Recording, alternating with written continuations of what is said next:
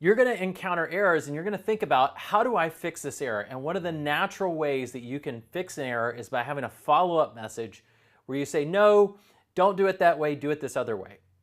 And that will work sometimes, but I want to teach you a technique to try to think about when you're working with Code Interpreter that'll really help you a lot.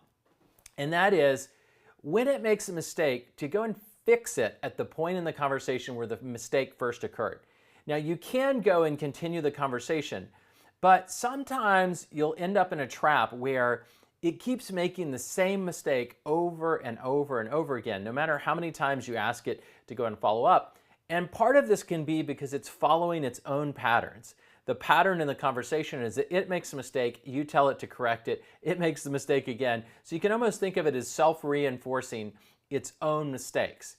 Now, this is sort of a simple explanation for it. Another way to think about it is like the conversation as a whole is going to influence its output. So you want the accuracy of the conversation and the steps leading to each subsequent interaction to be as correct and as error-free as possible. So in this example, I was working through this analysis of one of the transcripts I'd created. I got to a point and I wanted it to fix the transcript. Basically, it was supposed to be working on step 2.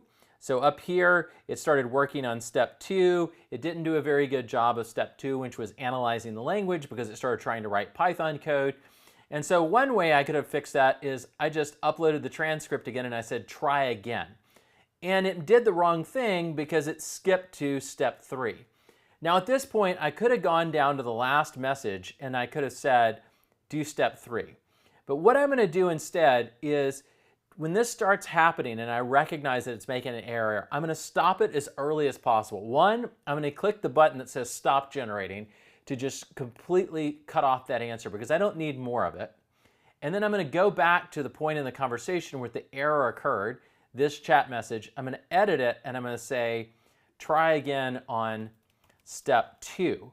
And the idea behind this is I'm going to be more explicit this time. I'm going to modify my language. I'm going to give it more constraints, and I'm going to have it try to fix the error from here so that I don't have this error inserted into my transcript. I want it to go, and from the point that the error was introduced, I want to eliminate it and try to have it regenerate something that is correct and is getting what I want.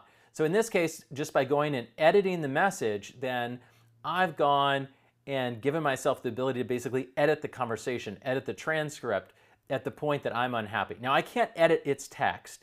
If I could edit its text, that would be one way of fixing this, but I can't. So what I can do is I can go find the first point before the error occurs that I'm trying to get rid of. I edit my instructions to it to get it to regenerate like it's doing right here. It's basically going and regenerating. And then now it's going and trying to produce what is the key points. And so now it's actually going and doing the right thing, which is before it did a simple textual analysis and we got all of this, which isn't what I wanted. So then I went right after that and I went and said, followed up. And then it did the wrong thing because it started working on step 3. So I went back and I said, no, I'm working on step 2. Go and do step 2 again. So the key is, in some cases, it's going to keep making errors, or it's going to make an error. So it's better to find the place where the error first occurred in its output and edit your message to it in that error, in that right before that error occurred, and then let it regenerate and work off those regenerates, those new content items that it generates, because you don't want it basically reading its erroneous content over and over. You want it to have your very specific message that gives it the details it needs in order to generate correct output. Then you want it to read the correct output, and then you want it to be responding and sort of following that chain of reasoning that was correct from the beginning. Now, you don't always have to do this, but sometimes this is a really effective way to overcome errors that you may be having where it keeps sort of producing the same wrong output, or it keeps heading in the wrong direction.